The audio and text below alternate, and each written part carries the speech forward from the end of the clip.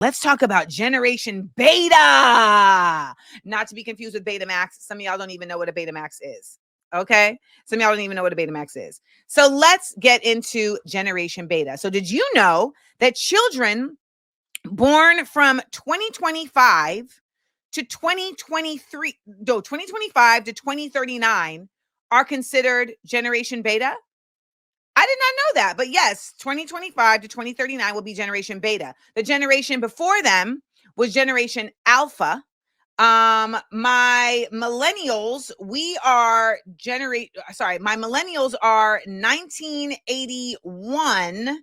Hold on, let me tell you what millennials are. 1980 actually. So I'm an old millennial. So millennials are 1980 to 1994. Gen Z is 1995 to 2009. Generation Alpha is 2010 to 2024. And now we have Generation Beta. Generation Beta is 2025 to 2039. Now, they say that generations are defined by the technology that they grew up with, which I never thought of that truly, but it makes sense. Apparently, Gen Alpha is the iPad generation. Gen Z is the social media generation. I guess my generation, millennials, we are the internet generation. We're the dial-up generation. Okay. We are the dial-up generation, I would say, because there really was no internet before I was in high school. I would say internet became like a nationwide like thing that people could really get AOL online in like 1995, 1996. Yeah. L here said there's a micro generation, Zennials born 78 to 83. Okay, so I guess I'm also a part of the micro generation, Zennials. I would not say that Gen X is really the dial-up generation because Gen X ends at 1980. And I was coming into my own in 1990. And that's what, so if Gen X is the dial-up generation and the alphas, Gen Z is the social media generation, then what would we be? No, we the dial-up generation, girl. To me, Gen X is the CD generation, right? Or like the cell phone generation, because they were the first ones that were old enough when cell phones came out to buy them. But I'm going to say that Gen X, is like right before internet. But internet for millennials defined our generation. Like we were the ones who were in the chat rooms. We were the ones who were also seeing our schooling shift because of the invention of the internet. Like you had to start doing your work cited differently because you now had the internet as a place that you have to cite, not just books. So I'm going to give Gen X CDs because if we went from tapes to CDs, okay, from tapes to CDs, wait, why someone said the paper generation? Y'all are disrespectful. The cable TV generation? That's all we get. That's all millennials get is cable TV. Come on. The reason why I think it's important to include the internet is because if we don't call us the internet generation, then it doesn't even happen. It just skips to social media. And it is really imperative that we acknowledge the change that happened in the world to an entire generation of people once the internet existed. Like we used to do pen pals, and then that's just not a thing anymore. Like, remember, I don't know if you'll remember this. Did you ever have pen pals, like different schools across the nation or across the world? And the teachers would organize for each kid to have a pen pal, and you would write them a letter, and you would talk about like what you do in your daily life, how your pets are and what your name is, etc. And then you would send that. And then like months later, you would get something back, like that was a thing.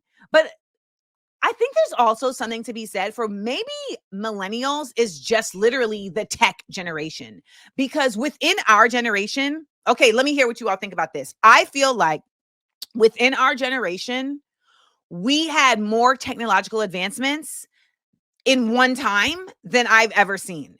Like in one time frame, we went from VHS tapes and cassette tapes to CDs to mini disc players to MP3s, like in one fell swoop.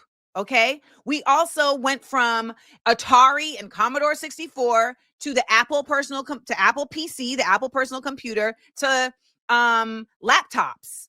Like all of that happened within 1980 to 1994. We also went from literally just payphones and beepers to cell phones, like real cell phones. We went from floppy disks. Okay, we went from floppy disks. Actually, we were still using floppy disks when I got to college.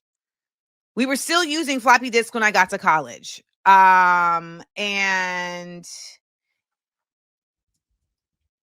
I think it's very like crazy how we really have just realized so much in such a short time, technology wise, but we don't seem to have realized enough, like humanity wise. Like we just haven't.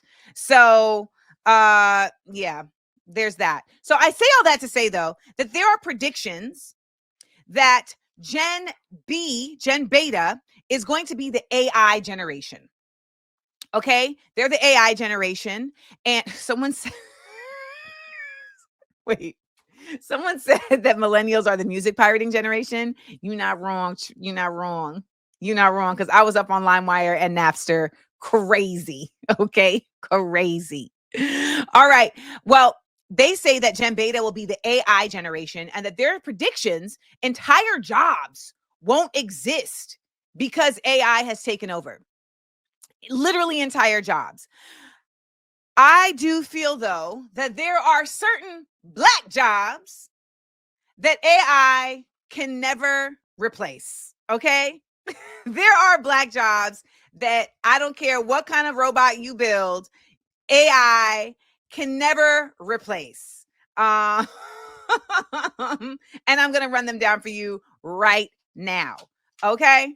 First off, a Black job that AI can never replace: the barber and the hairdresser. Not just because of the skill, but because of the environment. Like, ain't no robots gonna be able to really give you the back and forth that is required within the barber shop. Okay, the back and forth needed at the hairdresser. Ain't no robot gonna be really able to comfort you when you're talking about somebody that you should absolutely not be dating. However, you are here getting your hair done to go back to them. Like, that is something that is very real. Okay, men and the barbershop on Sunday, even with all the technology that we have discussed, they are still going to the barbershop as a place of refuge, as a safe space, etc. Youngie Jefferson said, "Child, I don't want any robot on my head." The other part of it is that our hair is so sacred and our pores on our head are right here, right to our brain. So there is something real in the exchange that happens, the love that happens when someone is doing your hair. And I just feel like the androids and the robots, no matter how much love you program into the AI, it ain't the same thing as having that laying on of hands, right? I was missing something promised. A laying on of hands, fingers near the forehead, strong, making me whole, the holiness of myself released. I found God in myself, and I loved her fiercely.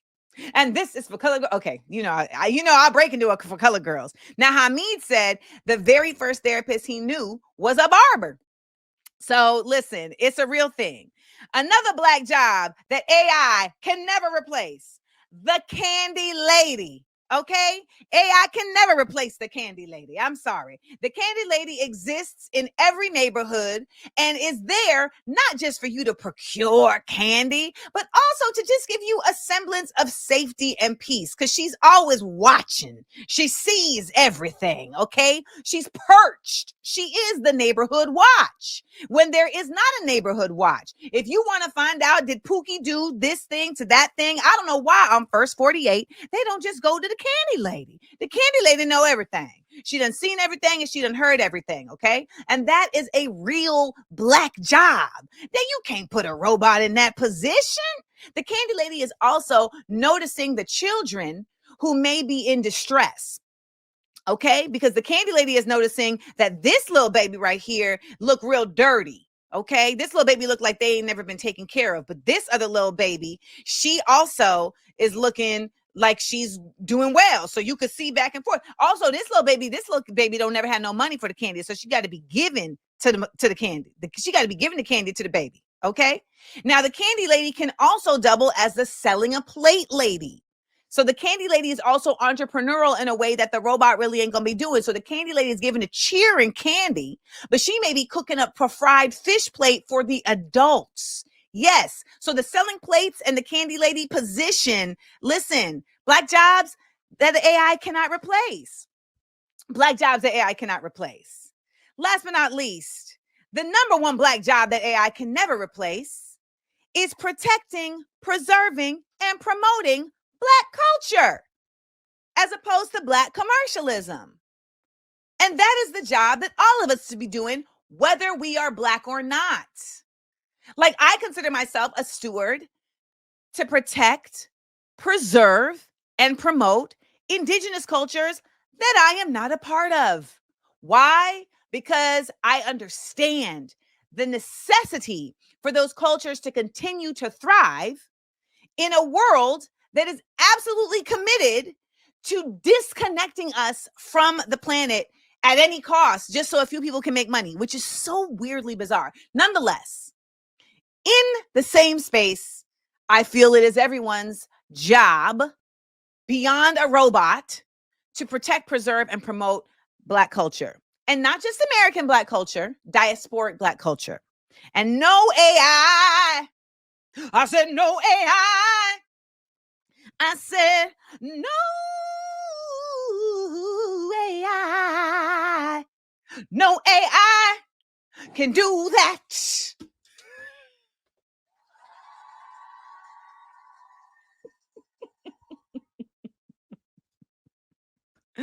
So that's how I feel about that. All right. You know what? My sister is coming on in a little bit. Let me run through these 60-second headlines really quick. Okay. I'm going to run through these 60-second headlines really quick. Let's get it.